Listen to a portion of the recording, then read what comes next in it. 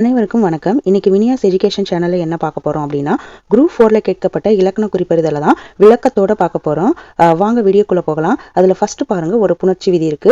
நா லா முன்னும் தனாக்கள் புணரும் விதிப்படி பின்வருவனவற்றுள் எது சரி அப்படின்னு சொல்லி கேட்டிருக்காங்க. இது வந்து எங்க இருக்கு அப்படின்னா, நன்னூல் 237ல பவனந்தி முனிவர் இந்த விதியை பத்தி சொல்லியிருக்காரு. அந்த விதி என்ன அப்படின்னா, நா லா முன் ரணவும் நா லா முன் டனவும் ஆகும் தானாக்கள் ஆயும் காலே அப்படிங்கிறது தான் அந்த விதி. இந்த விதியை நம்ம எப்படி ஞாபகம் வச்சுக்கலாம் அப்படின்னா, இங்க பாருங்க சைட்ல சில எடுத்துக்காட்டுகள் கொடுத்துருக்கேன். இந்த எடுத்துக்காட்டுகள் மூலமா நம்ம என்ன செய்யலாம், இந்த விதியை வந்து ஞாபகம் வச்சுக்கலாம். வாங்க எடுத்துக்காட்டை பார்க்கலாம். இப்ப பாருங்க, நா லா முன்னும் தானா புணரும் போது, இப்ப ஃபர்ஸ்ட் நா லா முன்னாடி தானா புணர்றப்ப எப்படி புணரும் அப்படிங்கிறத பார்க்கலாம். இங்க பாருங்க, பொன் கூட்டல் தீது அது எப்படி புணர்ந்திருக்கு அப்படின்னா, பொன் ரீது அப்படின்னு சொல்லி புணர்ந்திருக்கு. ஃபர்ஸ்ட் இந்த இடத்துல முதல்ல இருக்கு பாத்தீங்களா, இந்த பொன் அப்படிங்கிறது நிலைமொழி அப்படின்னு சொல்லுவாங்க, தீது அப்படிங்கிறது வருமொழி அப்படின்னு சொல்லுவாங்க. ஓகே, இது ரெண்டும் சேர்ந்து புணரும் பொழுது பொன் ரீது அப்படின்னு புணர்ந்துருச்சு. இப்ப பாருங்க, இந்த இடத்துல நா பொன் இன் வந்திருக்கு, இங்க நான் தான் கொடுத்துருக்காங்கன்னு சொல்லக்கூடாது, அந்த வரிசை. ஓகேவா? அப்ப நான் வந்துருச்சு. இந்த இடத்துல நான் முன்னாடி தா வந்துருச்சு. அப்ப வரும் பொழுது என்ன புணர்ந்திருக்கு, நம்மளுக்கு ரகரம் புணர்ந்திருக்கு. ஓகே, அப்ப நான் வரும் பொழுதும் இந்த இடத்துல இங்க பாருங்க, கல் கூட்டல் தீதுல லா, இதுக்கு முன்னாடி என்ன புணர்ந்திருக்கு, தா புணர்ந்திருக்கு. அப்ப நா லா முன் தா வரும் பொழுது என்ன புணருது, ரா புணருது. அப்ப ஃபர்ஸ்ட் என்ன வரும், ரா வந்துரும். ஓகே, அடுத்த எக்ஸாம்பிள் பாருங்க. பொன் கூட்டல் நன்று பொன் நன்றுன்னு புணர்ந்துருச்சு. கல் கூட்டல் நன்று கண் நன்று அப்படின்னு புணர்ந்துருச்சு. இதுல பாருங்க, நா லா இதுக்கு முன்னாடி இந்த நா புணரும் பொழுது எப்படி வருதுன்னா, இந்த நா ரெண்டு சுழினா வருது. ஸோ நா லா முன் எந்த நா வரப்பொழுது, இந்த நா புணரும் பொழுது நம்மளுக்கு என்ன வருது, இந்த ரெண்டு சுழி நா வருது, அதாவது இந்த நா வருது. அப்ப நாலா முன் தானா புணரும் பொழுது நம்மளுக்கு ரணவும் அப்படின்னு சொல்லி வருது. இது இங்க ஆப்ஷன்ல எங்க இருக்குன்னு பார்க்கணும். ஆப்ஷன் சியை பாருங்க, நாலா முன் ரணவும் அப்படின்னு கொடுத்துருக்காங்க. ஸோ நம்மளுக்கு இந்த ஆப்ஷன் தான் கரெக்டான ஆப்ஷன். ஓகே, இப்போ இந்த இடத்துல மற்ற ஆப்ஷன்லாம் பாருங்க மாறி மாறி இருக்கும், அதே மட்டும் இங்கெல்லாம் எல்லாம் சேமா இருக்கும். இப்போ நெக்ஸ்ட் டைம் இதுல மாத்தி கொடுத்துட்டாங்கன்னா என்ன பண்றது அப்படின்றதுக்காக தான் இந்த தேர்ட் அண்ட் ஃபோர்த் எக்ஸாம்பிளும் நான் கொடுத்துருக்கேன். இங்க பாருங்க, மண் கூட்டல் தீது இது எப்படி புணர்ந்திருக்கு, மண் டீது. முள் கூட்டல் தீது எப்படி புணர்ந்திருக்கு, முட்டீது இப்படின்னு சொல்லி புணர்ந்திருக்கு.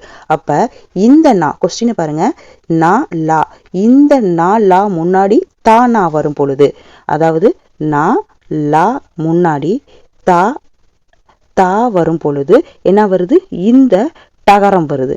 அதே மாட்டோம் நா லா முன்னாடி நகரம் வரும் பொழுது நம்மளுக்கு மூணு சுழினா வருது. ஓகே, அப்ப என்ன வருது, டா வருது, இன்னொன்னு நா வருது. இது எங்க இருக்கு, அப்ப நா லா முன் தானா வரும் பொழுது என்ன வருது, டன அப்படின்னு வருது, டனவும் அப்படின்னு சொல்லுவாங்க.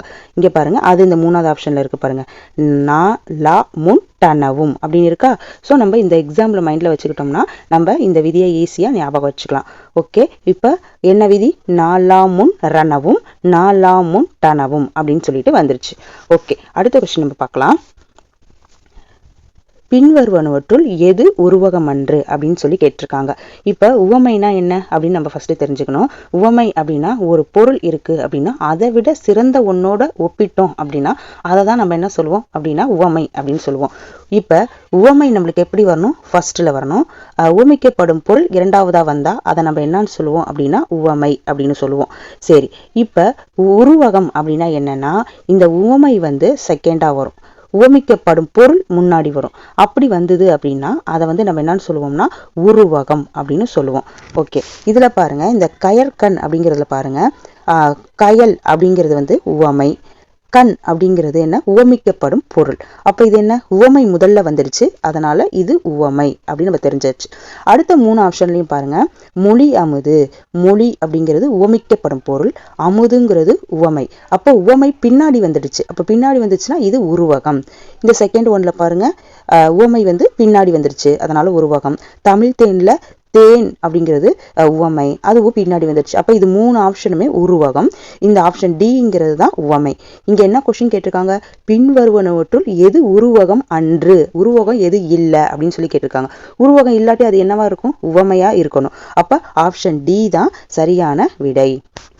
ஓகே, இப்ப அடுத்து நெக்ஸ்ட் கொஸ்டின் பார்க்கலாம். நெக்ஸ்ட் கொஸ்டின் பார்க்கலாம். பிறவி பெருங்கடல் நீந்துவர் நீந்தார் இறைவனடி சேராதார். இந்த குறள்பால என்ன அணி வந்திருக்கு அப்படின்னு சொல்லி கேட்டிருக்காங்க. ஓகே, ஃபர்ஸ்ட் இந்த குறளோட அர்த்தம் தெரிஞ்சுக்கலாம். பிறவி பெருங்கடல், அதாவது பிறவி அப்படிங்கிற ஒரு பெரிய கடலை நீந்தணும் அப்படின்னா நம்ம இறைவனுடைய பாதங்களை பற்றணும்.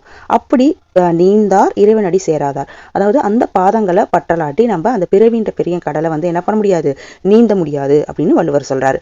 ஓகே, இதுல என்ன அணி வந்திருக்கு அப்படின்னா, இங்க பாருங்க, பிறவி அப்படிங்கிறது என்ன, உவமிக்கப்படுற பொருள். பெருங்கடல் அப்படிங்கிறது உவமை. அப்போ உவமை பின்னாடி வந்துச்சுன்னா அது உருவகம் அப்படின்னு முன்னாடி இருக்க கொஸ்டின்ல பார்த்தோம். ஓகே, உருவகம். இதுல வந்துட்டு என்ன உருவகம் சம்பந்தப்பட்ட எது கொடுத்துருக்காங்கன்னா இந்த ஆப்ஷன் டில ஏகதேச உருவக அணின்னு சொல்லி கொடுத்துருக்காங்க. இதுல உருவகம்னு கண்டுபிடிச்சாச்சு. ஏகதேசம் அப்படின்னா என்ன அப்படின்னா, புலவர் வந்து ஒரு செயல்ல வந்து ஒன்ன உருவகப்படுத்திட்டு ஒன்ன உருவகப்படுத்தாம விட்டா அதுதான் ஏகதேசம் அப்படின்னு சொல்றாரு. அதாவது இங்க பாருங்க, இந்த இடத்துல இந்த பிறவிக்கு பெருங்கடலை வந்து உவமையா சொல்லியாச்சு. அப்ப அந்த இறைவனுடைய அடிக்கு அந்த கடலை கடக்கக்கூடிய துடுப்பு இருக்கு இல்லையா, அதை வந்து அவரு உருவகப்படுத்தல. அப்ப ஒன்ன உருவகப்படுத்திட்டாரு, இன்னொன்னு உருவகப்படுத்தல. இப்படி இருந்தா அதுக்கு என்ன அணி அப்படின்னா ஏகதேச உருவக அணி அப்படின்னு சொல்லுவாங்க. சோ இந்த தேர்ட் கொஸ்டினுக்கு என்ன ஆன்சர் அப்படின்னா ஆப்ஷன் டி, ஏகதேச உருவக அணி. அப்ப ஒன்ன உருவகப்படுத்தணும், ஒன்ன உருவகப்படுத்தாம இருந்தா அந்த அணிக்கு பேரு ஏகதேச உருவக அணி அப்படின்னு சொல்லுவாங்க. ஓகே, அடுத்த கொஸ்டின் பாருங்க. தீயினால் சுட்ட புண் உள்ளாரும் ஆறாதே நாவினால் சுட்டவடு. இந்த குறள்ல என்ன அணி வந்திருக்கு அப்படின்னு சொல்லி கேட்டிருக்காங்க. ஓகே, ஃபர்ஸ்ட் இந்த குறளோட அர்த்தத்தை பார்த்தலாம்.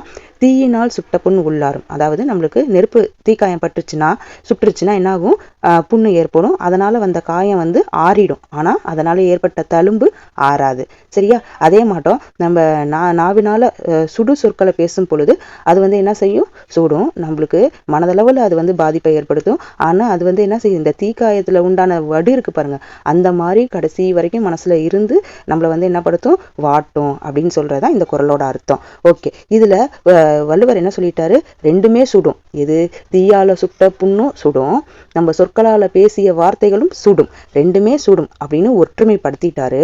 அடுத்து என்ன சொல்றாரு, ஆனா தீயால சுட்ட புண்ணு என்ன செஞ்சிடும், ஆறிரும்.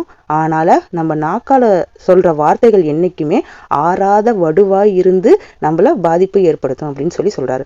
அப்ப ஒன்ன ஒற்றுமைப்படுத்திட்டு இன்னொன்னு வேற்றுமைப்படுத்துறனால இந்த அணிக்கு என்ன பேருனா வேற்றுமை அணி அப்படின்னு சொல்லுவாங்க.